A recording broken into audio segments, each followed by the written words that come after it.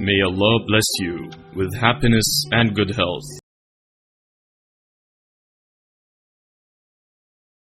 بسم الله الرحمن الرحيم. يا أيها المزمل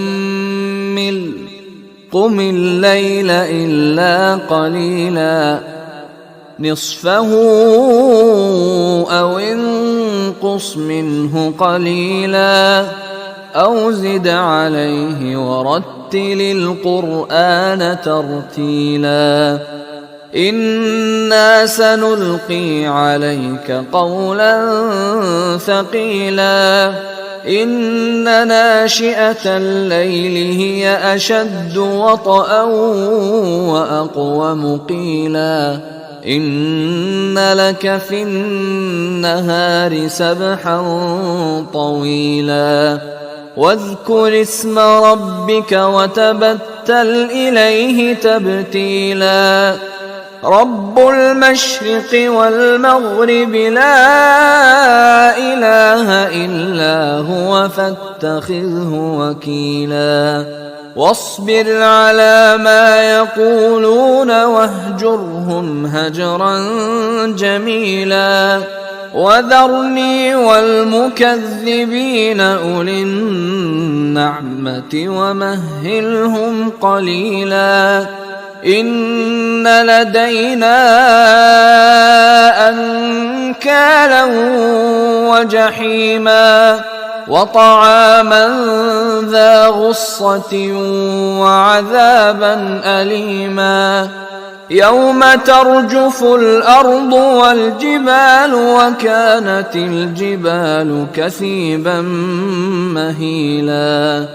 إنا أرسلنا إليكم رسولا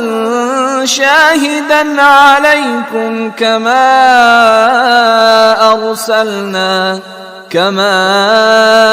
أرسلنا إلى فرعون رسولا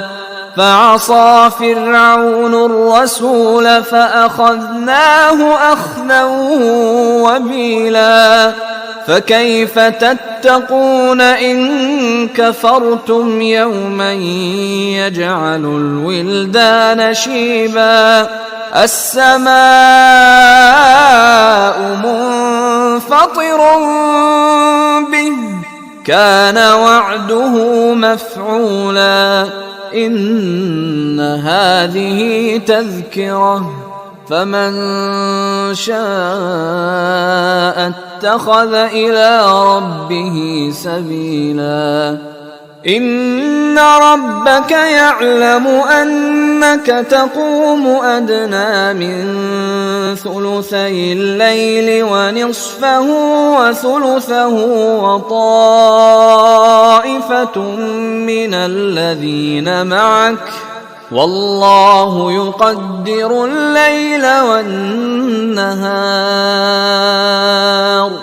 علم أن لن تحصوه فتاب عليكم فاقرؤوا ما تيسر من القرآن علم أن